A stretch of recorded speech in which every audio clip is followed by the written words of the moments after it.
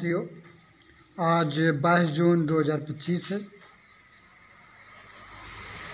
एक खुफिया तंत्र और सरकार का बड़ा एक विभाग, एक बड़ा तंत्र इस बात में लगा रहता है कि देश के अंदर किस तरह से आतंकवाद का नेस्तनाबूद किया जाए, इसको कैसे ख़त्म किया जाए, कैसे लोगों में अमन शांति लाई जाए और आतंक का भय लोगों के जेहन से निकले।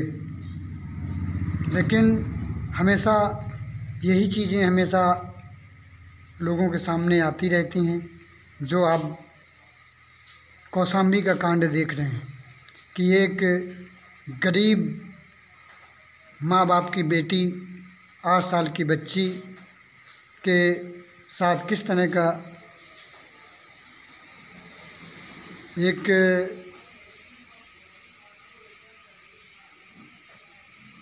बलात्कार होता है, जिसे मैं नहीं कहना चाह रहा था, दूसरे शब्दों में कहना चाह रहा था। लेकिन किस तरह से 8 साल की बच्ची के साथ बलात्कार होता है और बलात्कारी अरेस्ट होने के बाद भी कुछ दिन के बाद 5-6 दिन के बाद उसको छोड़ दिया जाता है और एक षड्यंत्र के तहत उसके पिता को सज़ा दे दी जाती है और अंततः पिता के साथ मृत्यु हो जाती है और उस पर कोई जो प्रशासनिक कार्रवाई होना चाहिए वो नहीं हो पाती। तो सरकारें या देश के बुद्धिजीवी लोग ये सोचते हैं कि आतंकवाद बहुत बड़ा देश के लिए खतरा है और तमाम सारी चिंतन मनन और ढेर सारा कर्मचारी उस पर लगा रहता है और दावा भी करती हैं सरकारें इसको ख़त्म करने का। एक तरफ सरकारें या बड़ा वर्ग या पैसा वाला वर्ग अन्यायी, अत्याचारी, बलात्कारी, बेईमान, भ्रष्टाचारी खुलेआम जघन्य अपराध करता है और उसको सरकार का संरक्षण मिलता है। कहाँ गया सरकारी तंत्र का महिलाओं के प्रति मोह, नारी सशक्तिकरण, नारी जागरूकता, ये महिला आयोग, विपक्ष जिसको इतनी गंभीरता से लेकर इसको देशव्यापी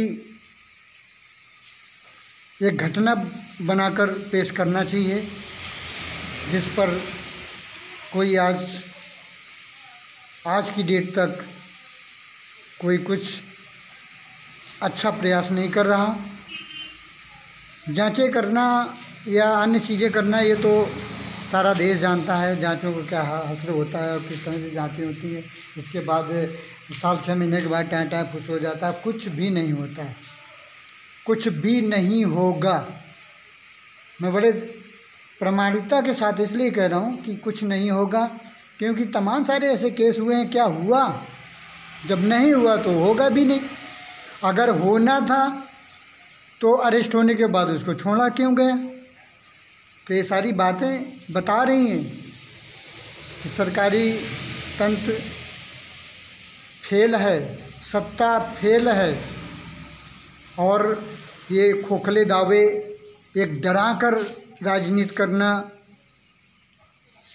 या लालच या अफवाह फैलाकर एक सत्ता पे काबिज बने रहना या लोगों को उसमें लगाए रखना। जिस तरह से एक नाटककार अपने मंचन द्वारा या अपने नाटक द्वारा या अपने विचारों द्वारा ऑडियंस को कई घंटे तक बैठने के मजबूर कर देता है और उसको सुनने के लिए मजबूर कर देता है, इसी तरह सरकारें ये अपने झूठ को छिपाने के लिए इसी तरह का काम करती हैं। जो गलत कुकृत्य होते हैं उनको छिपाने के लिए दूसरा एजेंडा ले आते हैं और जो भ्रष्टाचारी ऑफिसर, भ्रष्टाचारी नेता हैं, उनको बचाने के लिए पूरी ताकत झोंक देते हैं। जब बहुत बड़ा कोई प्रोग्राम होता है तब बड़ा मुश्किल से वो उसको फिर उसमें क्रियाशीलता दिखाने के लिए कुछ आगे आते हैं। इससे जाहिर होता है कि सरकार महिलाओं के प्रति सशक्त और जागरूक या उनको बढ़ावा देने के कार्य नहीं कर रही, वो उस पर कार्य कर रही है कि मैं हाईलाइट महिलाओं के कारण से हो जाऊं और सत्ता में हमेशा हम बने रहें। एक मोटा एक समझने की बातें हैं। तो मेरा एक जहन में ये चिंतन उद्वेलित कर रहा है कि आतंकवाद पे आप इतना पैसा और इतना नष्ट करने के लिए आतंकवाद को इतना पैसा, इतना तंत्र लगा के रखे हो। ये आतंकवाद क्यों पनप रहा है, क्यों आगे इतना तेज़ी से फैल रहा है, इस पर कोई चिंतन नहीं है। चिंतन ना करो, कोई बात नहीं। ये खुला दिख रहा है कि जब इंसान के साथ दुराचार, अत्याचार, बेईमानी, उसके स्वाभिमान को कुचला जाएगा तो कोई न कोई आतंकवादी पैदा होगा और ये सरकारें उन आतंकवादियों को नष्ट करने में नाकाम रहेंगी और ये हमेशा इनका प्रचार चलता रहेगा। इनकी मोटी बातें होती हैं कि 100 रुपया काम करेंगे, 1000 का प्रचार करवा देते हैं उस काम को दिखाने के लिए। ये मोटी इनकी बातें हैं सत्ता पक्ष की। मैं सत्ता पक्ष ही नहीं, विपक्ष को भी तो कहना चाहता हूँ कि विपक्ष क्यों नहीं इस पर गहराई से एक चिंतित होकर खड़ा होता है। बड़ी संस्थाएं कहाँ गई जो धर्मार्थ का काम करती हैं, बड़ा सेवा का काम करती हैं, महिलाओं के सशक्तिकरण की बात करती हैं, महिलाओं की आवाज़ को बुलंद करने की बात करती हैं। इस तरह के आए दिन जघन्य अपराध होते रहते हैं, आए दिन होते रहते हैं। फिर भी सरकारें ये कहती हैं कि हम बहुत अच्छा कार्य कर रहे हैं, बहुत अच्छा कार्य कर रहे हैं।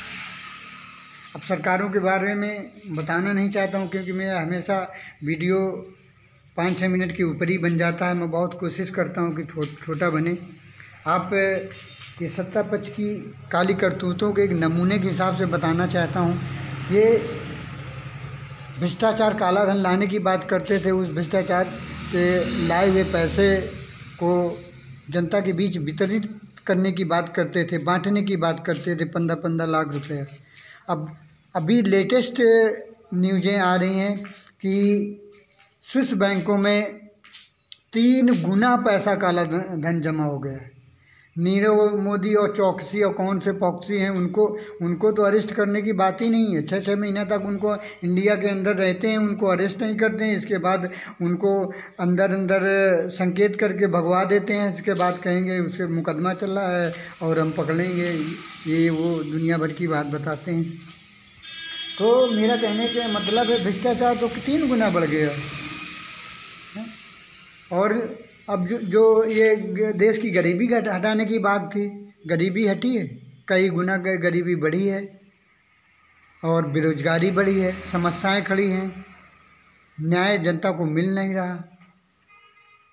फिर भी लोग अंधे होके, एक गूंगे होके इनको, ऐसी सरकारों को जनता अज्ञानता के कारण, एक भूल भुलैया के कारण, एक नासमझी के कारण, एक थोड़े से लाभ के कारण इनको जिता के बैठा रही है। ये जागरूकता आम जनता घर में होनी चाहिए।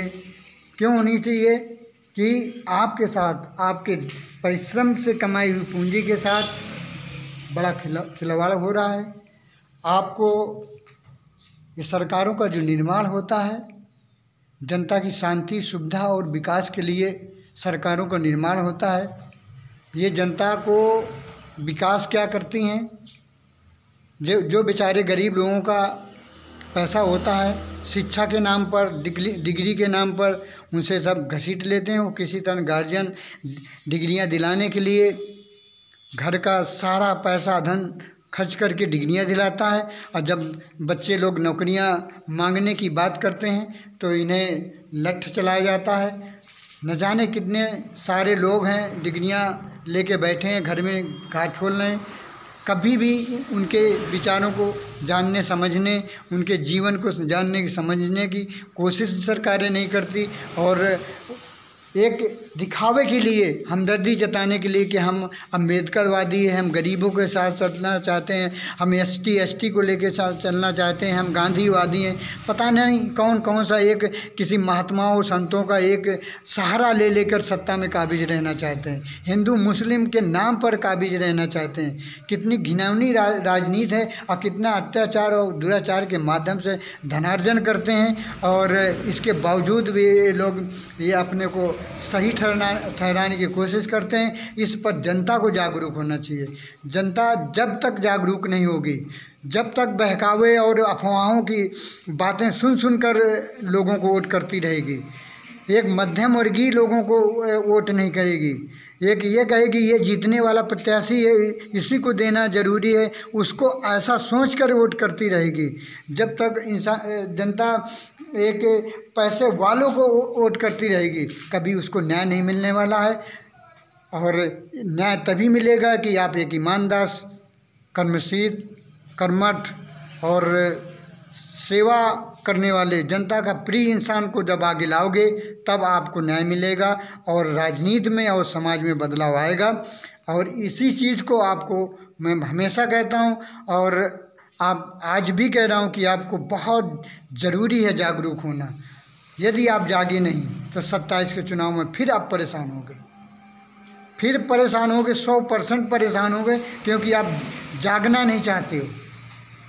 ये लोग बहकावा की राजनीति करते हैं। ये लोग केवल आपको दिशा भ्रमित करके दूसरे मुद्दों को, अच्छी बातों को, कोई भी काम करिए, आप कोई भी विभाग के द्वारा काम करिए, आप 1 लाख का काम करा दीजिए, उसका फ़ोटो खिंचवा लीजिए, उसके 100 कर्मचारियों को इकट्ठा करके, जनता के बीच के आदमियों को इकट्ठा करके कौन नहीं कर सकता। एक छोटी से छोटी संस्था कर सकती है और उसी को आप सभी चैनलों में चला दो महीने 15 दिन, तो दुनिया जान जाएगी कि भारत में तो प्रदेश में, उत्तर प्रदेश में ये बहुत बड़ा काम हो रहा है, देखिए।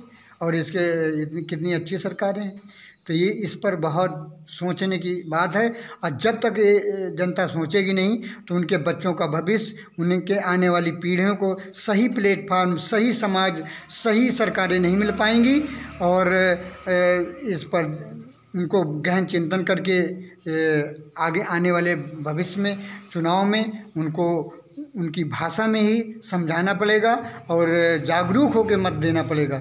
इन्हीं शब्दों के साथ मैं अपनी वाणी को विराम दूंगा। जय हिंद, जय जय हिंदुस्तान।